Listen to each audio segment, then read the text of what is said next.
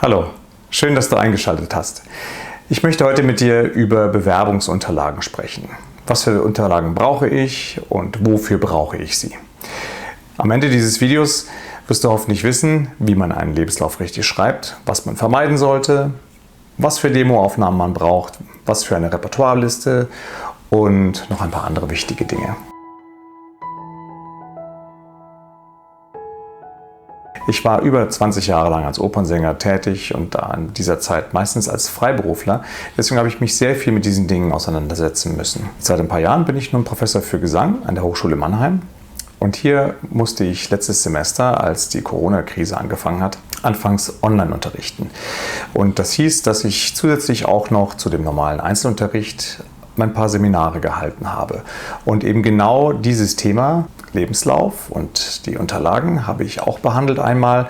Und das kam so gut an bei meinen Studenten, dass ich mir dachte, das wäre auch ein gutes Video. Deswegen viel Spaß dabei.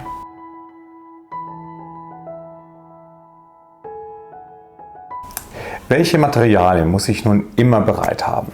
Das ist ganz klar. Als erstes einen Lebenslauf und möglichst in unterschiedlichen Fassungen. Doch dazu später mehr. Da brauche ich eine Repertoireliste.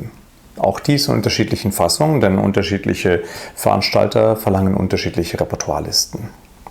Dann brauche ich natürlich Künstlerfotos, eine Demoaufnahme, Visitenkarten wären auch nicht schlecht und unter Umständen so etwas wie eine Pressemappe oder sowas. Wobei in Zeiten vom Internet ist das nicht mehr ganz so wichtig. Da kann man eigentlich auf Online-Material ausweichen. Und wozu brauche ich nun diese Vita oder diesen CV, wie man so schön sagt? Nun, ganz klar, wenn ich mich irgendwo bewerbe, muss ich immer einen Lebenslauf beilegen. Das kann ein Veranstalter sein, das kann eine Agentur sein, das kann auch ein Dirigent sein, bei dem ich mich bewerbe. Außerdem brauchen wir Lebensläufe in Programmheften von Veranstaltern, wo wir auftreten. Und manchmal auch einen Lebenslauf für eine CD, für ein Booklet. All diese Lebensläufe sollten immer etwas unterschiedlich formuliert sein. Ein künstlerischer Lebenslauf, so wie wir ihn brauchen, muss immer ausformuliert sein. Die Lebensläufe, wie wir sie für andere Jobs brauchen, so als Tabelle, sind für Künstler nicht so gefordert. Auf jeden Fall sollte der Geburtsort hinein, anfangs auch noch das Geburtsdatum. Wenn man etwas älter wird, kann man das später auch mal weglassen. Der künstlerische Lebenslauf beginnt im Grunde mit dem Beginn der künstlerischen Tätigkeit, also mit dem Beginn zum Beispiel des Gesangsunterrichtes. Alles, was vorher war, Schulzeit und Ähnliches, gehört nicht unbedingt rein. Du solltest nur Dinge in deinen Lebenslauf schreiben, die auch relevant für dein künstlerisches Profil sind. Also zum Beispiel Erfahrungen in Chor oder Erfahrungen in Kammermusik, Erfahrungen mit neuer Musik, Erfahrungen in Oper etc. Ganz wichtig, nur wahre Dinge schreiben. Auch keine Halbwahrheiten, wie zum Beispiel, ich hatte mal einen Kollegen, der mir gesagt hat, er hätte schon in der Carnegie Hall gesungen, es hätte so eine schöne Akustik. Und meine ganzen Kollegen und ich haben natürlich gedacht, er ist dort als Solist aufgetreten. Später hat sich herausgestellt, er ist als Student mit dem schwedischen Rundfunkchor dort aufgetreten. Das ist ja eigentlich nichts Ehrenrühriges, sogar toll, dass er das gemacht hat. Aber als das rauskam, hatte das einen seltsamen Beigeschmack. Das sollte man möglichst vermeiden. Habe gerade anfangs keine Angst davor, einen kurzen Lebenslauf zu schreiben. Speziell junge Sänger haben noch nicht so viel vorzuweisen und können auch gerne zukünftige Sachen in den Lebenslauf aufnehmen. Bloß nicht den Lebenslauf künstlich in die Länge ziehen. Das bringt nichts und macht eher einen schlechten Eindruck. Wie ist nun ein Lebenslauf typisch aufgebaut? Ganz klar, es beginnt mit der Geburt.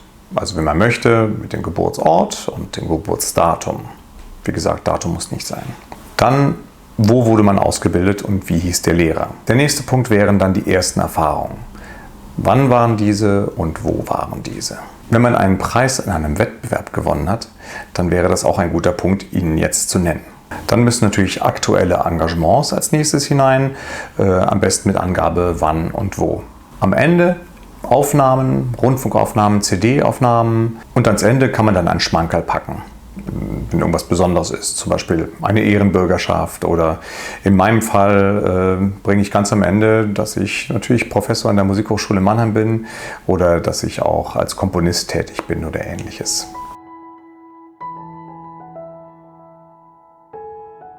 Das war alles über den Lebenslauf. Nun kommen wir zum nächsten Part der Repertoireliste. Auch diese brauchen wir, wenn wir uns bewerben bei Agenturen oder bei Veranstaltern und Dirigenten und Ähnlichem. Ganz wichtig ist, dass wir unterschiedliche Listen haben. Wir können vielleicht ein generelles, ein großes Repertoire, wo wir alles drin haben, mal aufschreiben. Aber wenn wir uns bewerben, brauchen wir im Grunde immer nur passgenau eine Bewerbung. Wenn ich mich beispielsweise für die Oper bewerbe, ist mein Konzertrepertoire nicht so wichtig. Wenn ich mich für das Konzert bewerbe, dann ist vielleicht das Opernrepertoire nicht so wichtig. Und wenn ich mich für einen großen Liedveranstalter bewerbe, ist selbstverständlich das Liedrepertoire entscheidend. Alles andere etwas weniger. Ganz wichtig ist, dass ihr Lebenslauf und Repertoireliste schon fertig vorbereitet in eurer Schublade bzw. auf eurem Computer habt und sofort abrufen könnt, wenn es sein muss. Eine Repertoireliste ist in der Regel so aufgebaut. An erster Stelle haben wir den Komponisten, dann das Werk, als dritte Zeile die Partie in dem Werk und wenn man möchte, kann man auch die Sprache noch angeben, denn manche Werke hat man vielleicht in mehreren Sprachen studiert oder eben noch nicht in der Originalsprache.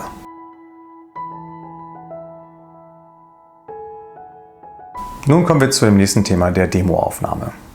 Demoaufnahmen brauchen wir natürlich auch für die Bewerbung, in welcher Form auch immer, sei es Video oder Audio. Und wir brauchen sie für Bewerbung bei Agenten, bei Veranstaltern, Dirigenten, aber natürlich auch für unsere eigene Website. Ja, worauf sollte man achten bei einer Demoaufnahme? Natürlich zuerst, es muss gut sein, es muss eine gute stimmliche Performance sein. Sie sollte so professionell wie möglich aufgenommen worden sein. Das heißt, das Klavier sollte gestimmt sein, das euch begleitet, die Akustik sollte schön sein und ja, auch die Audioqualität und bei Video die Bildqualität sollten einigermaßen stimmen. Das Repertoire, das du dir für deine Demoaufnahme aussuchst, sollte möglichst aussagekräftig sein. Das heißt, dein Stimmfach und deine Stärken besonders gut zeigen. Es ist sicherlich nicht schädlich, wenn man einen Exoten dabei hat, der deine eigenen stimmlichen Fähigkeiten besonders gut zutage bringt. Aber in der Regel solltest du dich doch auf das Standardrepertoire für dein Stimmfach beschränken und das möglichst gut ausführen. Wichtig ist, dass du deine Demos in verschiedenen Medien verfügbar hast. Auf CD, dann in irgendeiner Form, MP3 oder ähnlich digital und auch als Streaming-Format. Das ist nicht schlecht. Also zum Beispiel ein privater Kanal auf YouTube oder ähnliches oder Soundcloud oder was es da so alles gibt, wo man eben die Sachen auch streamen kann, da große Dateien als E-Mail-Attachment nicht so beliebt sind bei Veranstaltern und Agenturen und Ähnlichem. Wenn ihr eine Demo versendet, dann sollte sie möglichst aktuell sein. Also ich würde mal sagen, nicht viel älter als 2 Jahre, 2-3 Jahre sollte sie sein. Du musst selbst entscheiden, ob die Aufnahme so klingt, wie du im Augenblick noch klingst. Oft wird man ja viel besser mit den Jahren und warum sollte man eine Aufnahme einsenden, die gar nicht das volle Potenzial von deiner jetzigen Kunst zeigt. Wenn du Aufnahmen mit Orchester hast, kläre mit den Orchestern vorher, ob du die auch benutzen darfst. Also die Rechte einklären, ist sehr wichtig. Gerade Orchester sind ein bisschen speziell, was das angeht und da kann man schnell eine Klage oder Abmahnung kassieren. Genauso ist es auch mit Pianisten. Da ist es etwas einfacher. Einfach fragen, ob ihr die Aufnahme benutzen dürft, auch in Zukunft. Und auch noch lebende Komponisten müssen natürlich gefragt werden, ob man ihre Komposition benutzen darf.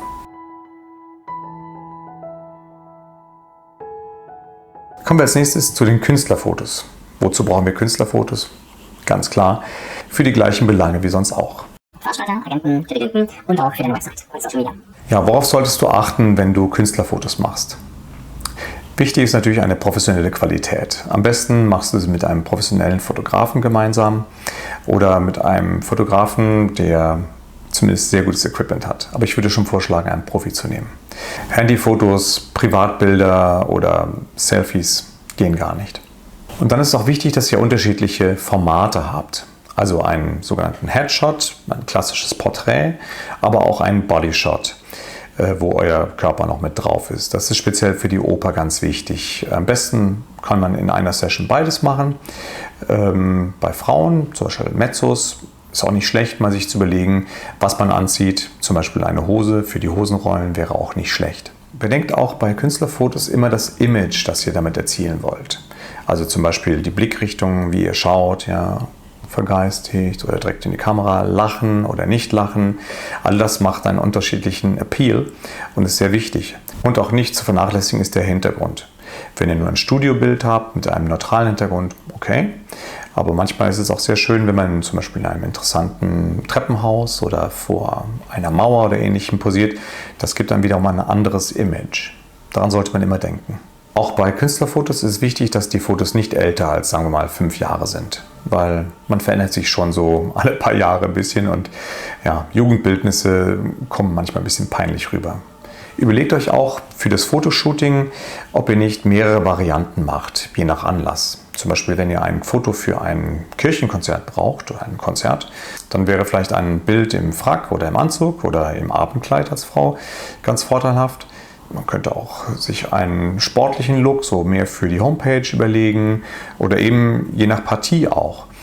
Zum Beispiel, was ich vorhin schon gesagt habe mit den Hosenrollen, aber umgekehrt auch ein Mann zum Beispiel, wenn ich jetzt mich für den Don Giovanni bewerbe, dann wäre es vielleicht nicht schlecht, wenn ich mir dafür einen 3-Tage-Bart, insofern er sprießt, wachsen lasse und vielleicht mich so ein bisschen südländisch anziehe, einfach um das Image für diese Rolle zu haben.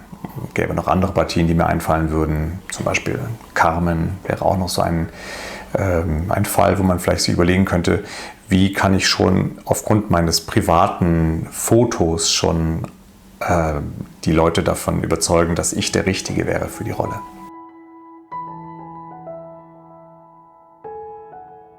Dann gibt es noch etwas, was ein bisschen oldschool ist, aber ich kann nur sagen, es ist sehr wirkungsvoll. Visitenkarten. Visitenkarten kann man auch fragen, brauche ich die für meine Bewerbung?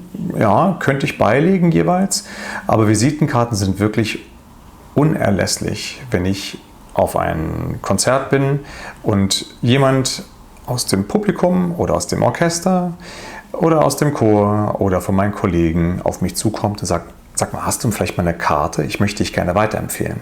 Sehr, sehr wichtig. Auch auf Premierenfeiern zum Beispiel, wenn da ein neuer Agent kommt oder Ähnliches oder ich bin auf einem Wettbewerb und habe gerade hervorragend gesungen und dann kommen mehrere Agenten auf mich zu. Es ist sehr gut, wenn ich eine Visitenkarte dabei habe mit den wichtigen Kontaktadressen. Sehr wichtig für eine Visitenkarte ist es auch, dass ein Foto von dir drauf ist. Denn ich weiß nicht, ob du schon viele Visitenkarten eingesammelt hast, aber diese ganzen weißen, wo nur der Name draufsteht oder bunten, ich kann mich nach ein paar Jahren nicht mehr erinnern, wer das jetzt war. Aber wenn ich das Gesicht sehe, dann kann ich mich doch noch daran erinnern, wo und wann ich mit der Person zusammengestoßen bin und ob die gut war oder nicht. Und insofern, das ist ein sehr guter Tipp. Mach ein Foto drauf. Natürlich gehört auf eine Visitenkarte ganz klar auch der Name, E-Mail-Adresse, wenn du hast, Social Media. Telefonnummer muss nicht unbedingt sein, aber ist natürlich praktisch. Könnte man aber auch händisch draufschreiben. Das gibt dann noch so einen persönlichen Touch, vielleicht mit einer extra Zeile. Auf der Rückseite hatte ich früher immer die Namen meiner Agenturen. Muss man aber nicht unbedingt haben, aber ist ganz praktisch, gerade für Veranstalter. Das waren sozusagen alle physischen Unterlagen, die ich haben muss auf meinem Computer oder ausgedruckt, wenn ich mich bewerben möchte. Natürlich gibt es das Internet und die Social Media und alles weitere, aber ich denke, dazu werde ich mal ein separates Video machen. Kümmere dich bei Zeiten darum und habe die unterschiedlichen Formate parat.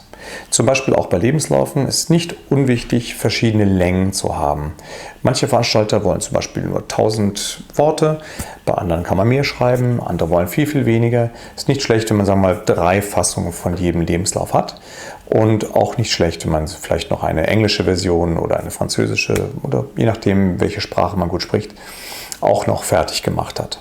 Es ist auf jeden Fall wichtig, dass man sich regelmäßig um seine Unterlagen kümmert und sie auch updatet.